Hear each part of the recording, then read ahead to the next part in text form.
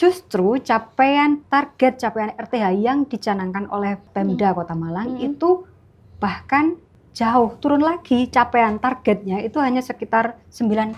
Wajar ya kalau Malang semakin panas katanya, semakin banyak banjir di mana-mana karena RTH-nya tinggal 9% yang idealnya sebenarnya 30% ya dari total luas wilayah. Halo, selamat sore Time Lovers. Jumpa lagi bersama saya Dina Cahyanti di Time Podcast by Times Indonesia. Nah, kali ini ya ada tugas baru nih. Ada tugas baru dari Pimred untuk wawancara salah satu jurnalis kita yang jurnalis khusus ya untuk liputan investigasi. Nah, ini adalah liputan investigasi Times Indonesia yang bekerja sama dengan Teras.id di bawah bimbingan Tempo.co. Sudah hadir bersama saya Diah Ayu Pitaloka. Halo Mbak Dina. Halo, biasa dipanggil Mbak Pipit ya. Gitu. Nah, ini liputan khusus kali ini mengambil judul mengapa RTH di Kota Malang semakin menipis, semakin menyusut, semakin menyempit. Jadi ada berita panjangnya ya, ada berita panjangnya, liputan lengkap yang sudah ditulis dan edit, begitu, dan sudah tayang di Teras.id. Bagaimana Mbak Pipit? Seburuk apa RTH Kota Malang, sesempit apa sekarang? Ya, jadi sedikit tentang mengapa kita mengambil tema ini ya, karena di Times Indonesia kita sudah melakukan liputan investigasi ini selama hampir setengah tahun ini ya, ada beberapa edisi. Nah, sebelum kita menulis tentang ruang terbuka hijau di Kota Malang, itu kita menulis tentang banjir ya. Pencetusnya adalah ketika musim lalu, awal tahun ini ya, hujan yang turun itu menyebabkan banjir di banyak titik di Kota Malang, banyak yang viral gitu kan. Nah, kita menulis topik itu di investigasi tentang banjir, sudah muncul juga di Teras.id. Silakan dibaca, ada 10 berita mendalam tentang mengapa terjadi banjir, apa sebabnya, apa yang dilakukan oleh Kota Malang. Nah, ketika kita menelisik tentang itu, kita juga menemukan ternyata angka ruang terbuka hijau di Kota Malang itu jauh dari luasan ideal yang diminta oleh undang-undang. Awalnya seperti itu. Data yang kita temukan itu Perda RT/RW, Perda Rencana Tata Ruang Wilayah atau RT/RW Perda Kota Malang tahun 2014 atau 2011 ya. Bisa dicek lagi nanti. Itu RTH kita sudah di bawah 20%. Ada kewajiban di bawah. Ada kewajiban yang ditulis atau berasal dari berdasarkan Undang-Undang Nomor 26 Tahun 2007 tentang penataan ruang, itu setiap kota kabupaten punya kewajiban untuk menyediakan minimal 30% ruang terbuka hijau. 20% itu publik yang wajib disediakan oleh penyelenggara pemerintah daerah, 10% wajib disediakan oleh individu atau masyarakat di kota itu. Sebentar, itu 30% minimal. Minimal. Sedangkan di Kota Malang hanya 20%. Di bawah 20%. Di bawah 20%. Lebih detailnya? Lebih itu 17 sekian persen. Oh, sedikit sekali ya. Itu tahun 2011 ya, berdasarkan tahun 2011. Luas total wilayah Kota Malang itu sekitar 11.000 hektar. 11.000 hektar. Jadi kalau diminta sesuai undang-undang ini, minimal 3.000 hektar itu harus berupa RTH. Nah, kemudian ketika kita menelisik ini, kita temukan di Perda RT/RW terbaru tahun 2022, justru capaian RTH yang dicanangkan oleh Pemda Kota Malang itu bahkan jauh turun lagi, capaian targetnya itu hanya sekitar 9% atau sekitar 900 hektar sekian gitu Jadi ya. wajar ya kalau Malang semakin panas katanya, semakin banyak banjir di mana-mana karena RTH-nya tinggal 9% yang idealnya sebenarnya 30% ya dari total luas wilayah gitu. Terus itu kemana tuh sisanya itu? Dari 30% jadi 9%, lari kemana mereka ruangan itu? Oke, Ruang terbuka hijaunya. jadi sedikit ke belakang, realisasi berapa luas RTH tersisa saat ini itu berbeda-beda. Ada akademisi UB yang bilang bahwa tinggal 8% ya. Ada data DLH yang bilang kita masih di angka 17%. Ada data lain yang bilang kita hanya di sekitar 9% gitu. Jadi berbeda-beda gitu. Tetapi Perda 2022 itu mematok capaian target RTH hanya sebesar 9% dari 20% yang diamanatkan oleh undang-undang gitu ya. Itu kondisinya. Nah, kemana larinya? Nah, Alih fungsi. Alih fungsinya kita juga melakukan investigasi beberapa wilayah, ketemu dengan saksi hidupnya yang mengalami alih fungsi itu ya, mulai dari Lambau itu di daerah Sukun ya, Tanjung, hutan kota Tanjung yang berubah jadi perumahan mewah di sana. Kemudian kita bertemu dengan saksi hidup yang dulu menghuni lembaga kesenian namanya LKI di Taman Indrokilo. Taman Indrokilo itu di Ijen ya, di belakang Museum Brawijaya. Iya, dekat ini, bakso. Sekarang jadi perumahan mewah juga di situ. Nah, kita juga bertemu dengan penghuni kantor Kelurahan Orodowo. Itu dulu taman kota namanya Taman Kunir. Nah, sekarang jadi kantor Kelurahan Orodowo ya. Oh, Taman Kunir itu beralih fungsi jadi kantor. Satu lagi yang sangat besar juga alih fungsinya adalah wilayah bantaran sungai di sepanjang beberapa das sungai, sekitar 5 ya. Kita punya 5 subdas sungai itu. Semakin padat penduduk. Wilayah-wilayah bantaran sungai itu adalah tutupan lahan yang seharusnya menjadi RTH yang juga berdampak pada konservasi lingkungan dan habitat sungai. Nah, di lokasi-lokasi itu sekarang justru semakin jadi kantong yang padat penduduknya. Jadi alih fungsi itu dilakukan oleh terjadi dalam bentuk perumahan mewah, ya, kantor pemerintahan, juga perumahan masyarakat gitu ya. Terutama yang di bantaran sungai itu ya menarik karena sebenarnya pohon-pohon kalau kita belajar IPA zaman SD dulu ya kan, pohon-pohon itu memang sangat sangat berfungsi untuk tidak terjadi erosi, tidak terjadi longsor gempa bumi, longsoran dari atas kalau hujan deras, seperti longsoran tebing itu. Dan sekarang sudah jadi perumahan mewah, jadi perumahan warga. Semakin sempit, hilang deh. Wajar kalau banyak terjadi bencana ya.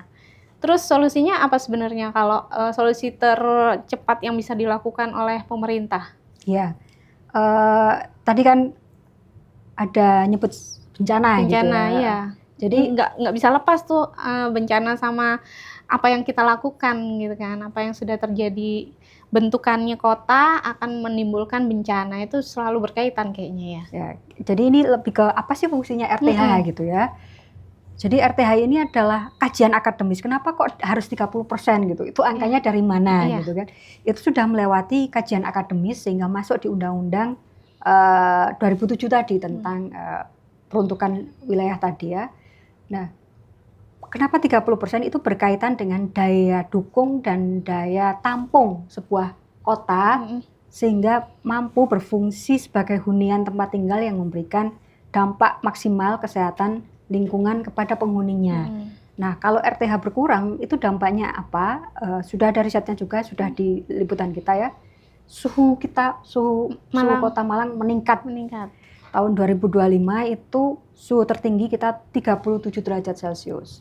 Pantas panas ya, nggak usah ngeluh kalau kepanasan. Karena RTH kita udah di bawah habis. Betul. Tinggal jadi 9%. Memang langsung kedampak ya. Apalagi ke depan itu diprediksi cuaca semakin sering muncul cuaca ekstrimnya. Siap-siap El Nino. Betul. Nah kita nanti bagaimana gitu, akademisi UB itu meneliti kalau RTH ini tidak ditambah dengan mengikuti laju berkurangnya ya, tahun 2040 diperkirakan RTH kita tinggal 4%. Dan di saat itu Kota Malang yang dulu kita punya julukan kota dingin ya, nggak ada lagi. diprediksi jadi oven, Sejarah. jadi kota yang panas gitu. Iya. Itu gimana? Kira-kira memungkinkan nggak apa-apa yang sudah dibangun ya udah terlanjur dibangun jadi perumahan mewah, dibangun ini itu dialihfungsikan kembali menjadi RTH? Mungkin nggak seperti itu. Sedangkan kan kalau dilihat Kota Malang ya ini aja gitu kan dengan luasan 11.000 hektar tadi ya, 11 berapa? 11.000 hektar, kurang lebih lah ya segitu itu. Mungkin nggak itu untuk menambah RTH atau yang sudah terlanjur dibangun dibalik fungsikan lagi jadi hutan kota gitu. Betul. Kira-kira mungkin nggak sih? Kalau dari solusi yang kita temui ya, akademisi ada dari UB, ada dari UMM ya, praktisi ada pula dari Walhi, kita ketemu dengan NGO gitu. Ada banyak cara ya untuk bagaimana memenuhi kewajiban 30% RTH itu. Dan ini juga dilakukan oleh kota-kota yang lain. Misalnya di Surabaya di zamannya Bu Risma itu RTH-nya bertambah dan memang dampaknya terasa gitu ya, meskipun ditolong oleh luasnya taman mangrove, pohon mangrove di pantai. Nah di Kota Malang juga ada banyak usulan, mulai dari perumahan-perumahan itu yang didorong untuk tertib memberikan fasilitas RTH ya. Itu banyak tidak dilakukan. Bagaimana individu itu bisa memaksimalkan lahannya, tapi dengan menyisakan supaya ada lahan serapan untuk air yang turun di genteng mereka. Jadi kita punya perda aturan semacam SK surat edaran ya, bahwa sebenarnya kita itu perumahan itu berkewajiban untuk menampung air hujan di wilayah kita sendiri, gitu, sehingga tidak turun semua ke jalan. Oh iya, kayak apa? Biopori. Iya, sumur resapan. Sebenarnya yang sebenarnya mudah ya bikinnya, tinggal dilobangin ya. Itu sudah dipraktekkan di Gelintung. Warga-warga Gelintung itu di taman-taman gangnya mereka bikin sumur resapan, bikin taman dari rumah yang tidak dihuni, dimanfaatkan oleh warganya. Mereka justru membuat taman di sana, taman organik. Ibu-ibu rumah tangga bergantian merawat, ya memang sesuai dengan kondisi masyarakat di sana yang usia-usia lansia ya, tapi mereka peduli gitu terhadap lingkungan, merawat taman, memanen taman itu isinya sawi, kangkung, terong, tanaman yang mudah ditanam, mudah cepat juga panennya gitu. Cabe, tomat gitu. Cabe lagi mahal, cocok nih. Gitu. Solusi selain biopori itu tadi apa solusi dari yang disarankan oleh beberapa akademisi dan NGO? Ya, jadi mau tidak mau memang harus ada keberpihakan ya, keberpihakan politik dulu pada perlunya RTH ini. Caranya banyak sekali tadi, bisa sumur biopori, RTH, membuat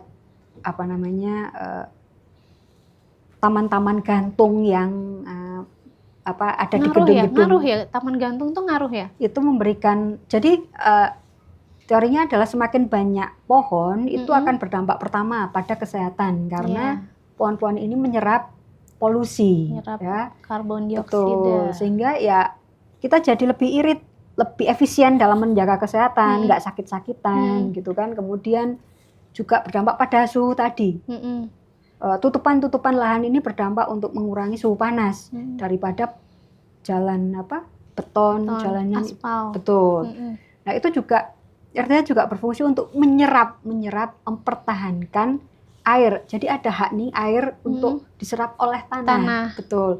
Nah caranya tadi macam-macam, lewat lubang biopori tadi gitu ya. Sehingga meskipun kita ada bangunan, tetap jangan lupa bahwa air itu butuh diserap oleh tanah, gitu, disimpan kembali menjadi air tanah. Nah itu semua menjadi bagian dari daya dukung lingkungan terhadap penghuninya gitu. Padahal Malang ini kan daya tariknya adalah suhu yang dingin gitu kan, sehingga banyak perumahan yang tinggal di sini. Tapi kata teman-teman nih ya, yang bukan Malang, begitu tiba ke Malang itu senang mereka, syahdu, pohonnya masih banyak ya, pohonnya masih banyak ya, masih adem ya gitu. Padahal mereka juga nggak ngerti kan gimana panasnya sini gitu. Kalau sekarang pun terasa kan ya panasnya, udah hujan udah mulai jarang turun gitu. Tapi memang kalau dilihat di beberapa titik-titik di Kota Malang itu pohonnya masih besar-besar, masih rimbun dari arah depan kantor kita aja ini kan sepanjang jalan itu rimbun. Belum lagi nanti belok ke arah Rampal itu pohon kanan kirinya mulai dari balai kota itu udah mulai banyak sampai Sawo Jajar masuk itu juga penuh dengan pohon-pohon besar nan hijau nan rindang itu gitu. Apa kurang ya? Itu adalah di titik-titik jantung kota ya. Iya. Tapi alih fungsi itu juga mencakup pohon-pohon yang ditebang. Oh. Jadi kita juga berbicara dengan narasumber kita, kalau warga Malang pasti tahu di jembatan Suhat itu ke arah Polinema, Iya. itu dulu kan banyak pohon. Pohon, iya. Ya. Nah sekarang itu dibangun jadi drainase proyeknya Pemprov Yang gede, yang lebar-lebar itu. Nah pohon itu sekitar belasan ya, pohon yang dulunya berderet-deret di depan Polinema, kalau kita lewat sana lagi hilang. Jadi memang itu tadi ada pembangunan yang kurang berpihak ya, itu juga jadi masalah dan sudah diupayakan gitu. Banyak sekali beberapa di liputan kami beberapa titik yang tadinya juga jadi tempat pohon-pohon, terutama di sempadan jalan itu seharusnya juga pohon-pohon ya, itu banyak berubah menjadi drainase gitu. Iya. Tapi ngaruh nggak sih drainasenya yang sudah dibangun itu dengan nggak jadi banjir karena ada drainase, ngaruh nggak? Kalau itu liputan yang kemarin ya. Iya. Kalau kita lihat kemarin masih banjir juga. Ya. Nah, memang makanya agak bingung kan ya. Dulu dahulu kala. Dulu ya kebetulan kita pernah sama-sama di lapangan ya. Dulu saya juga pernah liputan soal banjir Kota Malang gitu. Itu ada salah satu narasumber saya itu bilang, Malang ini aneh. Kenapa kok aneh? Sungainya tuh dalam-dalam, tinggi-tinggi. Kenapa kok banjir gitu? Saya bilang, ya mungkin karena gorong-gorongnya gitu. Terus beliaunya bilang bukan, karena penyerapannya juga kurang, termasuk mungkin kalau ditarik sekarang ya RTH ini, betul nggak? Ya, memang ada perdebatan seberapa besar sih RTH itu ngaruh ke banjir gitu. Yeah. Memang berdampak gitu dan tidak semua bisa dimasukkan ke gorong-gorong, dialirkan langsung ke sungai karena juga Sungai Malang itu nerima limpasan juga dari atas. Yeah. Jadi istilahnya bisa dari atas, artinya dari batu. Ya. Oke. Jadi ini liputan yang kemarin ya, yang di banjir itu bisa jadi kota-kota besar di Soekarno-Hatta bebas banjir, tapi pinggirannya sungainya gampang meluap karena dia jadi double volume airnya. Nah, kemarin di Soekarno-Hatta juga kita masih banjir juga walaupun sudah ada drainase yang itu baru dibangun itu. Betul. Kita coba lihat saja apakah sebenarnya memang secara saintifik itu sudah betul, dibuktikan ya? Bahwa RTH itu dibutuhkan untuk jalannya air meresap, jadi tidak dibuang, meresap ke tanah dan akan menjadi air tanah kembali. Betul. Gitu. Kalau soal RTH, soal air tanah ini memang sempat disinggung nggak kemarin waktu liputan investigasi ini air tanah, ketersediaan air tanah di Kota Malang ini? Ya, itu masuk kemarin di banjir ya. Sebenarnya sebelum ngomongin ke air tanah ini ada 3 hak. Jadi narasumber kami juga menyampaikan bahwa air yang turun itu punya 3 hak ya. Pertama meresap, kedua mengalir, ketiga disimpan. Disimpan dalam bentuk embung ya, dalam bentuk taman yang dulunya ada di Taman Indrokilo itu. Danau-danau, embung-embung itu penting. Sehingga air tadi tidak semuanya hilang langsung ke sungai. Meresap karena dia butuh untuk tanah ya, untuk air tanah, untuk ekosistem tumbuh-tumbuhan dan sebagainya gitu. Nah, karena semakin habisnya RTH ya tentu akan semakin berdampak pada cadangan air kita. Ya, betul. Kapan kita akan merasakan dampaknya? Ketika kemarau tidak ada hujan dan di mana kondisi cuaca akan ke depan semakin ekstrim gitu ya, karena pemanasan global ya itu akan membawa kota Malang semakin rentan, terutama dalam ancaman kekeringannya gitu ya. Oke, gini Mbak Pipit, pertanyaan lagi nih. Desain Kota Malang itu udah didesain sedemikian rapi lah ya. Jadi pada masa penjajahan dulu dibangun beberapa embung. Balik lagi tadi embung. Saya pernah baca itu ada embung warisan Belanda yang sekarang sudah berubah fungsi jadi pusat perbelanjaan gitu.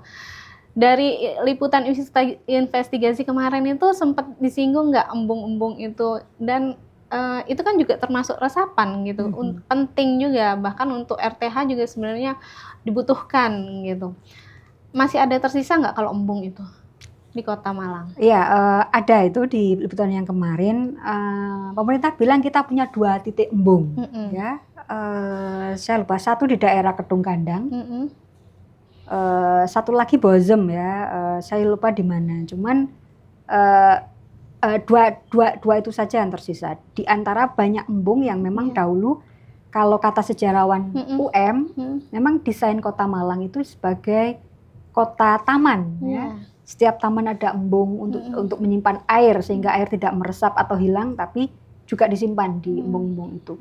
Banyak sekali, termasuk di Taman Indrokilo itu, salah satu yang paling besar, yang kemudian jadi rawa-rawa ya, Kak, sebelum berubah fungsi menjadi perumahan itu gitu. Jadi banyak sekali titik-titik embung itu yang kemudian memang yang salahnya juga jadi pusat mall, perbelanjaan, betul. Atau Bozem tadi ya. Berarti selain RTH-nya berkurang, embungnya juga udah tinggal 2 ya? Iya, betul. Berarti benar-benar harus segera digalakkan lagi reboisasi nggak sih? Atau gimana? Ada reboisasi, ada pula wacana bagaimana kita membuat embung di lahan yang sempit gitu. Mungkin nggak? Ada riset ya, karena balik lagi ya ke keberpihakan politik tadi. Ada riset bahwa ini sudah dilakukan di Jogja. Embung itu dibangun di bawah gedung ya. Jadi atasnya dibikin lahan parkir, tapi bawahnya itu adalah penampungan air. Jadi air-air yang hujan tidak semua dilepaskan ke sungai, tapi dialirkan juga ke embung. Nah, ketika embung itu meluap, itu baru luapannya jalan ke sungai. Itu sudah dilakukan di kota-kota lain dan bisa gitu. Bisa ya? Iya. Berarti tinggal kebijakan aja nih ya, betul. Politis itu tadi. Betul, harus ada keberpihakan dulu. Bagaimana penyelenggara pemerintahan ini melihat pentingnya lingkungan dalam bentuk pengadaan RTH dan juga tadi jalannya air tadi ya. Oke, Mbak Pipit, selama liputan investigasi RTH nih, ketemunya siapa aja? Ya, itu jadi tantangan. Times Indonesia dan Teras itu kami belajar investigasi ala Tempo ya. Ala Tempo, memang ini didukung ya atas binaan dari Tempo.co. Jadi semua bahan yang kita tulis itu nanti akan diedit, setiap topik itu juga akan diarahkan mendapat masukan dari Tempo sebelum terbit di teras.id itu. Nah, bagi Times ini tantangan ya, karena sumber daya reporter kita terbatas gitu ya. Dan kita harus menulis, bayangkan sebelumnya kita harus menulis sehari itu berapa berita? 5 gitu ya. Nah, kita harus menulis 10 berita dalam 1 bulan ya. Di satu sisi itu terlihat wah lama banget. Tapi ketika kita melakukan sulit karena kita harus membagi tadi ya. Satu sisi mereka ada liputan harian, ada penugasan. Nah, di satu sisi kita harus jalan sesuai dengan term of reference, rencana liputan yang bikin janji, nyari data, itu tidak mudah. Butuh kedalaman waktu yang lama, dan bahkan satu lokasi, satu narasumber kita bisa ketemu 2-3 kali gitu. Nah, maka pertama tantangannya adalah sumber daya manusia tadi. Yang kedua, berapa banyak narasumber ya. Dalam 10 liputan itu bisa sampai minimal ada 20 orang yang kita temui. Warga dalam satu lokasi itu kita bisa ketemu RT, RW-nya, warganya gitu ya. Kita bisa ketemu akademisi 3-5, bahkan sebelum tulisan itu kita buat kita buat rencana, kita ketemu dulu sama pakar. Jadi kita ada brainstorming untuk mencari tahu alasannya. Jadi kami juga sangat terbantu ya dengan kebersediaan narasumber ini ya. Juga dengan meluangkan waktu meskipun apa namanya ya, Tidak seadanya sama, gitu ya. ya, karena kita juga bertujuan untuk menyampaikan ini kepada publik gitu. Iya. Tapi seru kan liputan investigasi? Ya, jadi seru-seru. Sempet disikut-sikut nggak mau ketemu gitu kan, biasanya ada yang kayak gitu. Ada juga ya. Jadi Iya. cerita dari lapangan, kita waktu itu liputan daerah bantaran sungai ya. Nah mungkin ada miskomunikasi di mana orang melihat wartawan datang itu Udah serem duluan. betul. Kita diikuti, kita tanya ke warga itu, dia ikut di belakang kita gitu. Jadi ada satu titik, wah kita cabut dulu aja deh, nanti kita ulang lagi di sini, cari pintu yang lain, ketemu warga yang lain. Kalau kondisi tidak kondusif, jadinya justru konflik. Kita tidak mau itu ya. Jadi ya kita cabut lah dari lokasi supaya kondisi nggak berkembang gitu konfliknya. Ada juga yang kayak gitu. Tapi memang harus di tempat itu atau tempat yang lain bisa nih? Misalnya bantaran sungai, ini bantaran sungai A nggak bisa nih, warganya rese nih misalnya ya, pindah ke tempat yang lain gitu. Kalau ada alternatifnya bisa, tapi kalau ada kondisi yang ini ada longsoran di tebing ini yang harus kita konfirmasi, ya, mau nggak mau harus ke situ. Gitu. Jadi inti dari liputan investigasi RTH ini ingin menyampaikan apa nih sebenarnya ke pembaca teras.id? Ya, Times Indonesia lewat teras.id itu kita ingin mencoba untuk menaruh spotlight ya tentang masalah di Kota Malang, bahwa RTH kita itu ternyata jauh dari cukup. Iya. Dan kedua, bahwa kita sudah merasakan dampaknya gitu ya. Nah yang ketiga, yuk kita cari solusi. Di situ juga ada solusi. Warga-warga juga bisa memberikan solusi tentang bagaimana sama-sama mengambil peran gitu. Bisa dalam bentuk memberikan perhatian, memberikan masukan kepada pemerintah, berbuat langsung di lingkungan kita. Tapi yang penting kita tahu dulu nih ada masalah dan juga ada solusinya loh iya. gitu. Jadi sebenarnya ingin menyampaikan kalau di Kota Malang ini warning aja gitu, karena RTH-nya udah tinggal dikit. Jadi kalau misalnya hujan banjir ya harap maklum. Kalau cuacanya tiba-tiba panas ya memang RTH-nya sudah berkurang sangat banyak. Nah, ada temuan-temuan eksklusif lainnya yang sudah ditulis oleh Diah Pitaloka dan tim dari liputan investigasi dari Times Indonesia. Nanti semuanya bisa dibaca di teras.id ya, dengan judul Mengapa RTH di Kota Malang semakin menyusut, begitu? Ya, itu liputan utamanya. Liputan utamanya. Jadi bisa langsung klik di teras.id ya. Untuk teras.id kita bisa berlangganan ya Mbak Pipit, karena ini adalah berita-berita yang eksklusif gitu dan nggak sekedar berita. Kalau zaman dulu tuh ada istilahnya berita cangkeman. Kalau ini nggak cangkeman karena beritanya sangat-sangat detail, investigatif, sampai Mbak Pipit ini salah satu reporter kita harus turun ke lapangan, ke bantaran sungai, ketemu sama pejabat-pejabat, akademisi gitu dengan pertanyaan-pertanyaan yang cerdas gitu. Oke, untuk selanjutnya ya Time Lovers bisa langsung klik di teras.id untuk liputan-liputan investigasi kerjasamanya bersama Times Indonesia dan dibimbing oleh Tempo.co. Baik, terima kasih ya Mbak Pipit. Rencana liputan selanjutnya apa? Ya, di saat yang sama kita ada podcast, silahkan kulik lagi di teras.id. Kita sedang nulis tentang kondisi kampung wisata tematik yang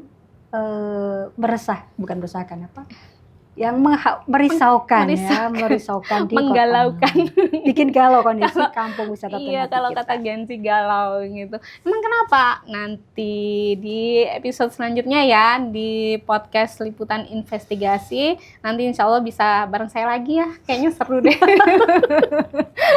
Oke, Time Lovers, terima kasih Mbak Pipit, semangat terus liputannya untuk menyajikan berita-berita investigasi yang eksklusif ini yang bisa dibaca di teras.id. Teras.id. Baik, terima kasih ya Time Lovers. Jumpa lagi di episode selanjutnya. Saya Dina Cahyanti, undur diri. Dadah.